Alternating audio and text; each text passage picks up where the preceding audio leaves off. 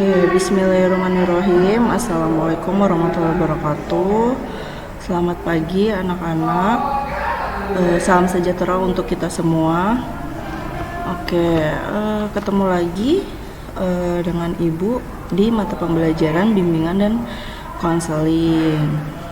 Oke, sebelumnya Ibu ingin menanyakan bagaimana kabar kalian ya. Semoga semuanya selalu dalam keadaan sehat. Tetap jaga kesehatan ya, pakai masker jika keluar rumah, terus jangan keluar rumah jika tidak ada keperluan yang penting. Oke, untuk pertemuan kali ini jangan lupa untuk absensi terlebih dahulu di link yang sudah di-share oleh sekolah, link sekolah ya, supaya ada daftar hadirnya, nanti Ibu cek. Kemudian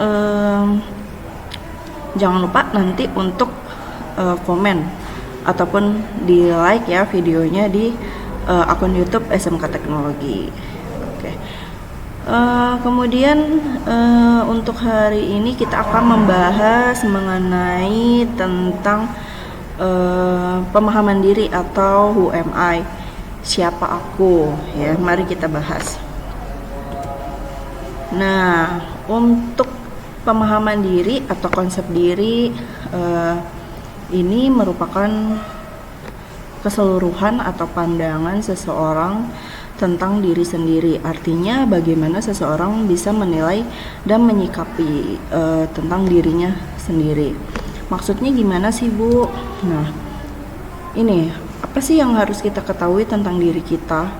Nah, pada dasarnya setiap manusia itu termasuk diri kita itu dikaruniai kepribadian yang sangat unik, yang memiliki kelebihan dan kekurangan. Kemudian kemampuan yang kita miliki harus kita bangun sehingga kita mampu mengembangkannya. Jadi kepribadian ataupun pemahaman yang kita miliki itu berbeda-beda ya dari setiap orang. Orang satu dengan orang yang lainnya itu berbeda-beda, maka dikatakan kepribadian itu unik setiap orang. Nah, potensi juga ataupun kemampuan yang kita punya juga berbeda-beda. Ada yang mempunyai kekurangan maupun kelebihan. Nah, sehingga kita mampu mengembangkannya ketika kita mempunyai potensi. Supaya apa? Supaya kita menjadi pribadi yang lebih baik. Oke. Selanjutnya pemahaman terhadap diri sendiri itu meliputi yaitu siapa aku, kemudian kemampuannya apa, kemudian kekurangannya apa, kelebihannya apa, kemudian peran kamu atau peran kita itu sebagai apa sih gitu. Dan kita juga pasti mempunyai suatu keinginan atau cita-cita gitu. Next, untuk pemahaman diri, dalam konsep diri ini ada 3 dimensi yang dibagi menjadi pengetahuan tentang siapa dirinya, terus pengharapan terhadap diri, penilaian terhadap diri sendiri. Maksudnya apa? Nah, kita bahas pengetahuan tentang siapa dirinya itu yaitu mengetahui tentang diri sendiri akan semakin baik. Jadi semakin kita mengetahui tentang diri kita sendiri, maka itu akan menjadi lebih baik. Contohnya, saya merasa cantik, saya merasa pede, saya jago matematika, saya pintar memasak. Nah, berarti kita tahu nih tentang potensi apa yang kita punya, tentang kondisi fisik ataupun sesuatu hal yang kita miliki. Nah, kemudian ada pengharapan terhadap diri, yaitu harapan dan keinginan harus sesuai dengan idealisme. Contohnya apa? Pengusaha yang dermawan. Nah, kita punya cita-cita menjadi seorang pengusaha, yaitu pengusaha yang dermawan, tidak korupsi, mampu mengatur keuangan gitu misalnya. Kemudian kita menjadi keinginan menjadi orang yang sukses. Berarti orang sukses dalam hal apa? Dalam hal sukses dalam karir misalnya gitu ya. Kita mempunyai cita-cita, tetapi cita-cita hal yang positif gitu. Kemudian penilaian terhadap diri sendiri. Nah, menilai setiap tingkah laku pada diri sendiri. Contohnya kita belajar dan hasilnya itu 50 ataupun kurang dari KKM, berarti hasilnya gagal dong, harus remedial. Nah, contoh lainnya apa? Penilaian terhadap diri sendiri. Contohnya kita misalnya kita mempunyai nilai passing grade di atas rata-rata. Nah, berarti kita lulus dalam ataupun kita berhasil dalam tantangan yang ada passing grade-nya. Nah, misalnya kita masuk kepolisian gitu, masuk PNS, CPN, masuk universitas. Nah, itu misalnya passing grade-nya adalah nilainya 300 sekian. Nah, kita lolos tuh dalam passing grade itu. Nah, berarti kita berhasil dong dalam dalam tantangan tersebut gitu. Nah, selanjutnya ada konsep diri positif dan negatif. Nah, pada dasarnya konsep diri yang positif itu mampu menerima dirinya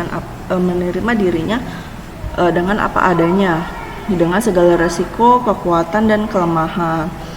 Misalnya gini, kita mempunyai hal yang kita mempunyai kekurangan.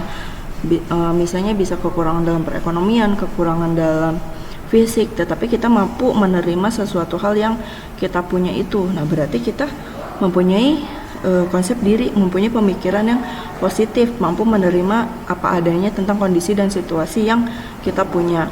Kemudian ada konsep diri yang negatif, yaitu tidak tahu atau tidak banyak tahu tentang dirinya, ya, tidak melihat dirinya secara utuh. Jadi dia hanya mengetahui kelebihan ataupun kelemahan yang dimilikinya.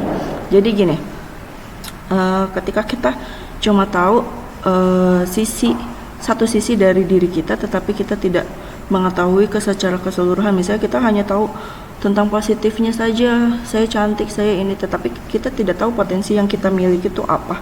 Nah, itu berarti kita mempunyai konsep diri yang negatif. Kita tidak tahu sepenuhnya tentang diri kita gitu. Nah, selanjutnya ada teori tentang konsep diri atau pemahaman diri, yaitu teori Johari Window, yaitu sebuah teori yang digunakan untuk membantu seseorang untuk memahami hubungan antara dirinya dengan orang lain. Contohnya di area 1 ada terbuka, kemudian yang kedua ada buta, 3 tersembunyi, dan keempat ada tidak diketahui. Maksudnya apa sih, Bu? Nah, mari kita bahas. Maksudnya gini, yang area 1 itu berarti kan seseorang yang terbuka, yaitu menunjukkan bahwa adanya keterbukaan antara orang yang satu dengan orang yang lainnya gitu. Baik itu dari perkataan ataupun tidak ada yang disembunyi-sembunyikan. Jadi misalnya contohnya kita mempunyai sahabat. Nah, kita dengan sahabat kita terbuka nih untuk masalah pribadi, masalah yang kita alami, kita terbuka dengan teman kita. Kita tahu sama-sama sifat masing-masing, watak masing-masing. Nah, itu termasuk orang yang terbuka. Yang kedua, ada ada bagian yang di bidang buta, yaitu seseorang yang buta ini menggambarkan bahwa dia buta akan dirinya, bahwa perbuatan seseorang diketahui oleh orang lain tetapi dirinya tidak menyadari apa yang dilakukan. Jadi maksudnya gini, ketika kita dalam area buta ini, perbuatan kita itu diketahui oleh orang lain tetapi kita tidak tahu apa yang kita lakukan. Contohnya kita egois nih, yang mengetahui bahwa kita egois siapa? Orang lain kan. Kita mungkin tidak tahu bahwa kita tuh egois, tetapi orang lain yang mengetahui kita egois gitu. Terus apalagi sombong. Nah, sombong ini bisa diketahui oleh orang lain, sementara kita kayak misalnya kita yang biasa-biasa aja gitu, memang kitanya yang biasa, tetapi orang lain menganggap kita tuh sombong kayak gitu. Jadi sesuatu hal yang orang lain tahu tetapi kita sendiri menilai kita tuh tidak sadar akan diri kita gitu ya. Nah, di sini bisa dikatakan tentang di area buta. Nah, area ketiga yaitu bidang tersembunyi, area yang tersembunyi. Di sini bahwa seseorang dikatakan dia mengetahui dirinya tetapi orang lain tidak tahu. Dalam arti orang ini dikatakan introvert atau tidak bisa berinteraksi atau sulit berinteraksi dengan orang lain. Contohnya apa? Orang yang selalu diam, menyendiri, bahkan tidak mau bergaul, nah itu bisa dikatakan orang yang tersembunyi. Kenapa seperti itu? Karena orang yang tersembunyi itu orang lain tidak tahu akan orang tersebut gitu. Jadi hanya dia saja yang tahu tentang dirinya. Contohnya dia mungkin suka bersedekah. Nah, itu kan orang lain tidak tahu. Nah, mungkin dia juga ketika mempunyai masalah juga dia termasuk orang yang introvert, tidak mau menceritakan ke siapapun. Jadi dipendam aja, semakin menumpuk menjadi permasalahan sehingga dia tidak bisa menceritakan ke orang lain gitu. Nah, terus dia juga tidak bisa berinteraksi sosial dengan yang lainnya. Nah, itu termasuk orang yang di bagian orang yang dalam bidang tersembunyi itu, termasuk introvert ya. Ada lagi yang terakhir, ada area tidak diketahui atau bidang yang dikenal dalam menggambarkan bahwa tingkah laku seseorang tidak disadari oleh dirinya sendiri dan tidak diketahui oleh orang lain. Contohnya seperti apa? Kita tidak mengetahui tentang diri kita maupun orang lain. Jadi kita saja tidak tahu tentang diri kita, apalagi orang lain. Nah, ini yang sulit. Jadi potensi yang kita miliki, bakat yang kita miliki ataupun sifat kita yang miliki, kita tidak menyadari bahwa sifat atau perbuatan ataupun potensi yang ada di diri kita tidak sadar akan itu. Nah, apalagi orang lain gitu. Jangankan orang lain, kita aja nggak tahu apalagi orang lain. Nah, gitu. Paham ya? Jika tidak paham nanti bisa didiskusikan di grup. Oke. Ya, mungkin cukup itu pembahasan mengenai konsep diri. Jadi ada 4 bidang ya. Ada terbuka, ada tersembunyi, ada buta, dan tidak diketahui. Nah, kalian termasuk orang yang mana nih?